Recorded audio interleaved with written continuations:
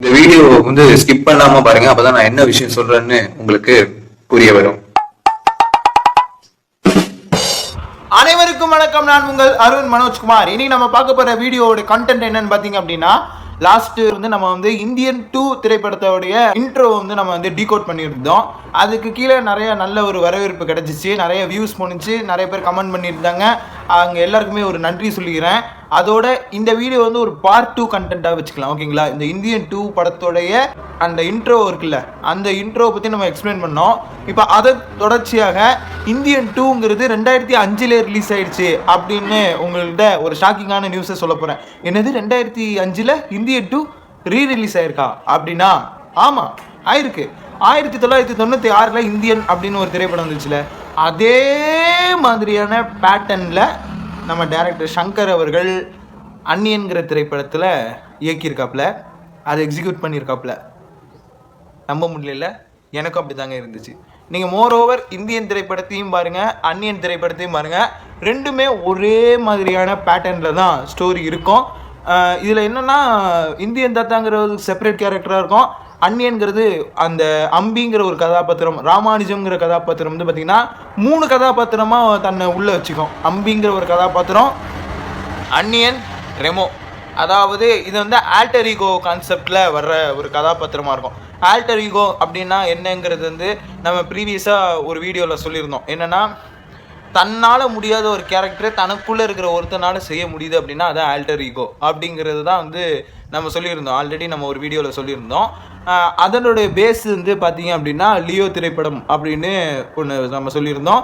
நிறைய இந்த மார்வல்ஸு, டிசி இதெல்லாம் பார்த்திங்க அப்படின்னா ஆல்டர் ஈகோ கான்செப்டில் தான் இருக்கும். அதனுடைய ஒரு முன்னோடியாகவே எந்த படம் வந்திருக்கு அப்படின்னா, நம்ம தமிழ் சினிமாவில் ரிலீஸ் ஆன நம்ம தமிழ் திரைப்படமாக வந்த அந்நியன் திரைப்படம் தான், ஓகேங்களா?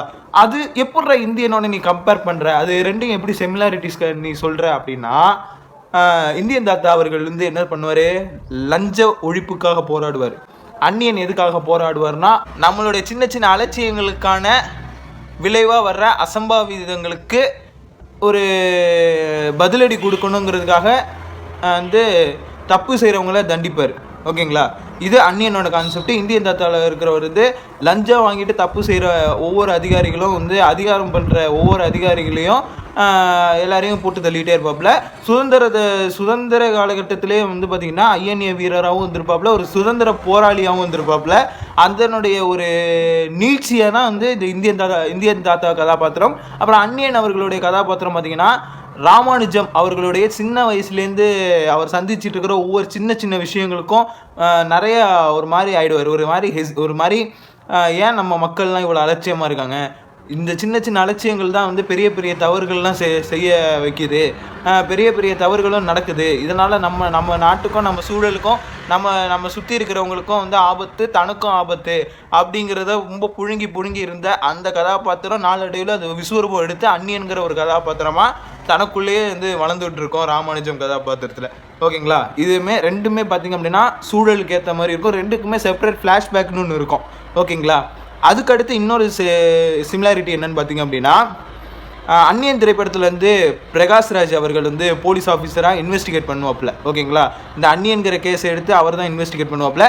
பேரலாக நீங்கள் இந்தியன் திரைப்படத்தில் பார்த்திங்க அப்படின்னா நெடுமுடி வேணு அவர்கள் வந்து இந்தியன் தாத்தாவை வந்து இன்வெஸ்டிகேட் பண்ணுவார். அதாவது இந்தியன் தாத்தாவுடைய அந்த கொலையெல்லாம் பண்ணுறாருல, அதை இன்வெஸ்டிகேட் பண்ணுற ஒரு சிபிஐ ஆஃபீஸராக வருவாப்பில்.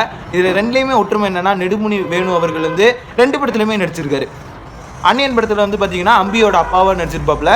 இந்த திரைப்படத்தில் பார்த்திங்க அப்படின்னா இந்தியன் திரைப்படத்தில் ஒரு சிபிசிஐடி போலீஸ் ஆஃபீஸராக நடிச்சிருப்பாப்புல, ஓகேங்களா? அதுக்கடுத்து இன்னொரு சிமிலாரிட்டி, 3வது சிமிலாரிட்டி என்ன அப்படின்னு பார்த்திங்கன்னா, 2 பேருமே வந்து டிவியில் லைவ் டெலிகாஸ்ட்டில் வந்து தான் எதனால் இந்த தப்பு செய்கிறேன், நான் எதனால் இதை பண்ணுறேங்கிறத ஒரு லைவ் டெலிகாஸ்ட்டாக பண்ணுவாப்புல. அது 2 படத்துலையுமே இருக்கும், ஓகேங்களா? ஆனால் இதில் ஒரு சின்ன வித்தியாசம் என்னென்னா, நான் இத்தனை பேரை கொலை பண்ணேன்னு டிஸ்பிளே போட்டு காட்டுவாப்புல.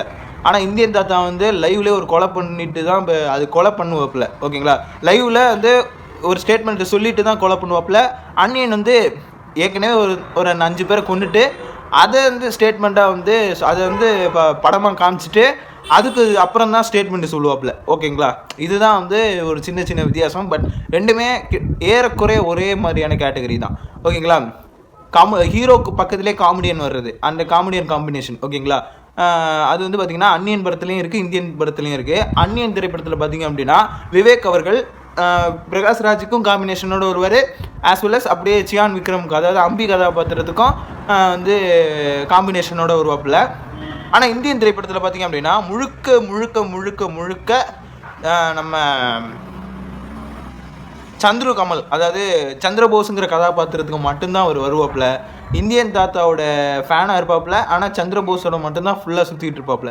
அது மட்டும் தான் ஒரு சின்ன வித்தியாசம். அதுக்கப்புறம் பார்த்திங்க அப்படின்னா மோர் ஓவர் பார்த்திங்க அப்படின்னா இந்தியன் திரைப்படத்துடைய ஒரு ப்ரீக்குவல் கான்செப்டாக, அதாவது சேனாதிபதிங்கிற அந்த கதாபாத்திரத்துக்கு பதிலாக அந்நியன்கிற கதாபாத்திரம் தான் இந்த படத்தை வந்து ஆக்குபை பண்ணியிருக்கு. அவ்வளோதானே ஒழிஞ்சு 2 திரைப்படமே பார்த்திங்க அப்படின்னா மோரார்லெஸ் ரெண்டுமே ஒன்று தான். ஓகேங்களா, ரெண்டுமே ஒரே கான்செப்ட் தான்.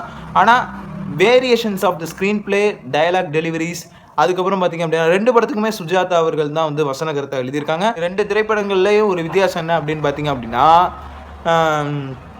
இசையமைப்பாளர் இந்தியன் திரைப்படத்துக்கு இசையமைப்பாளராக ஏஆர் ரஹ்மான் வந்திருப்பார், அந்நியன் படத்துக்கு வந்து பார்த்திங்கன்னா ஹாரிஸ் ஜெயராஜ் அவர்கள் வந்திருப்பார். இந்த மாதிரி 2 வேறு டிஃப்ரென்ஸு. மேக்கிங் ஸ்டைலும் பார்த்திங்கன்னா 2 வேறு தான். ஆனால் ஒரு பிளாட் அவுட் ஸ்டோரி அப்படின்னு நீங்கள் கணக்கெடுத்து பார்த்தீங்க அப்படின்னா 2மே கிட்டத்தட்ட சிமிலராக இருக்கிற ஸ்டோரி தான். நாட் சேம் ஸ்டோரிஸ், சிமிலரான ஸ்டோரிஸை தான் எடுத்துருக்காங்க. அப்படி பார்த்தா இந்தியன் திரைப்படத்துடைய ஒரு ப்ரீக்குவல் கான்செப்டாக வந்து இந்த அந்நியன் திரைப்படம் இருக்குது.